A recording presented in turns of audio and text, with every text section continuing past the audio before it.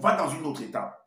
L'autre étape, c'est la mère de Jésus, qui est, je l'appelle Éyoumé, qui est mariée dans la Bible classique, va être violée et tomber enceinte de Jésus. Elle va tomber enceinte, en fait. Et elle va porter l'enfant qu'on appelle Jésus, selon les récits. On va vous prouver cela. Dans l'évangile caché de Koudoumane, le chapitre 13. Le chapitre 13. Dans l'évangile de Koudoumane, au chapitre 13, il est dit, le chapitre, le verset 6, il est dit, Éyoumé à l'âge de la majorité, que l'âge de la majorité qu'on ne maîtrise pas là, parce que ce n'est pas mentionné, mais moi je dis que c'était une gamine, c'était une adolescente, avec tous les autres récits, tous les autres versets que j'ai déjà eu à apporter, se trouvait dans le mystérieux village de Mboabret, c'est-à-dire Bethléem, qui est dans le territoire de Soma. Elle devint une très belle jeune femme. Donc, à l'âge de la majorité, eux jugent qu'elle est devenue une très belle femme. Moi, je dis que ce n'était pas l'âge de la majorité, c'était une gamine encore, une adolescente, une fillette. Parce que Cantique des Cantiques, chapitre 8, verset 8, nous le démontre. Alors, maintenant, le verset 7 nous dit, alors, un personnage qu'on appelle Gabriel, dans les Bibles classiques, je l'appelle Ben Ngoudi, cet homme-là, d'autres disent une entité, un ange, peu importe les noms que vous allez utiliser. Alors, les titres également.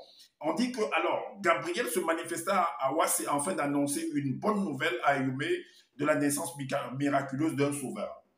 Ok, la naissance miraculeuse d'un sauveur, le verset 17 nous dit, alors, tu vas être enceinte, tu conserveras dans ta matrice d'une manière extraordinaire et inattendue. Le verset 20, la fille va s'étonner parce qu'elle ne va rien comprendre là-dedans.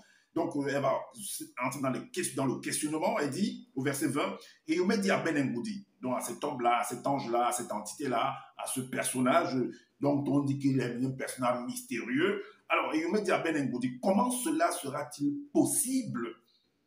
Puisque je suis ngondé, je suis encore vierge, je ne suis point encore marié à Koulaïta.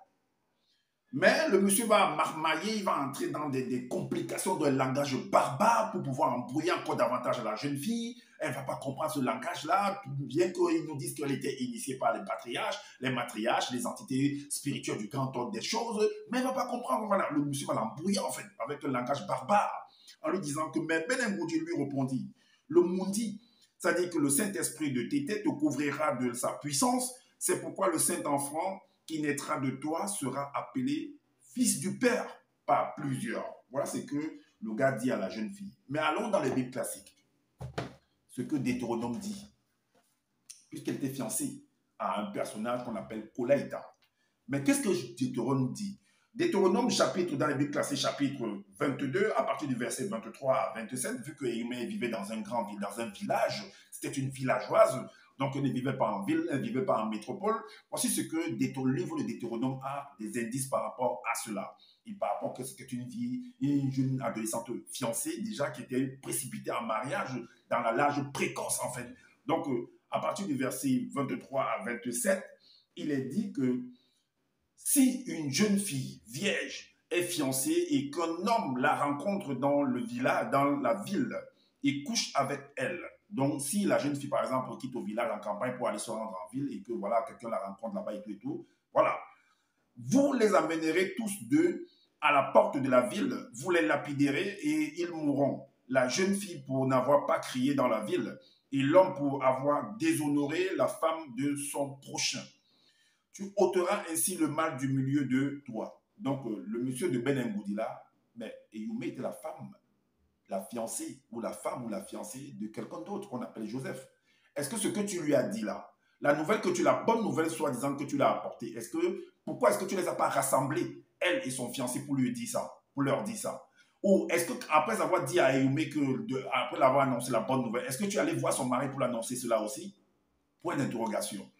Alors, la suite dit, le verset 25, mais si c'est dans les champs, ça, on se retrouve en campagne, au village. Si c'est dans les champs que cet homme rencontre la jeune femme fiancée, lui fait violence et couche avec elle, l'homme qui aura couché avec elle sera seul puni de mort. Le verset 26 nous dit, tu ne feras rien à la jeune fille, elle n'est pas coupable d'un crime digne de mort, car il en est de ce cas comme de celui où un homme se jette sur son prochain et lui ôte la vie. Le verset 27 nous dit, la jeune fille fiancée que cet homme a rencontrée dans les champs a pu crier sans qu'il y ait eu personne pour la secourir. Est-ce que vous comprenez? Donc, c'est ce que le livre de Deutéronome nous apporte comme indice, afin qu'on comprenne en fait que voilà, cette fille jeune a été violée d'une manière ou d'une autre. Et maintenant, allons dans le livre de Matthieu. On va aller dans le livre de Matthieu, chapitre 18, chapitre 1, le verset 18. Qu'est-ce qu'il est dit? Il est dit que voici de quelle manière arriva la naissance de Jésus-Christ.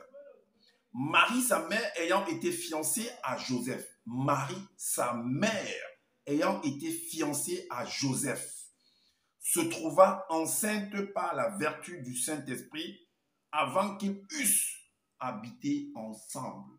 Elle se trouva enceinte par la vertu du Saint-Esprit. Donc, ça veut dire que le gars de Joseph a constaté que sa femme, sa fiancée, était enceinte. Mais c'est très grave en fait. C'est très grave. Mais il n'est pas au courant en fait de l'affaire. Alors, donc, voilà des éléments qui vous montrent que cet enfant, cette adolescente-là, cette gamine-là, cette fillette-là a été violée en campagne, puisqu'elle vivait au village.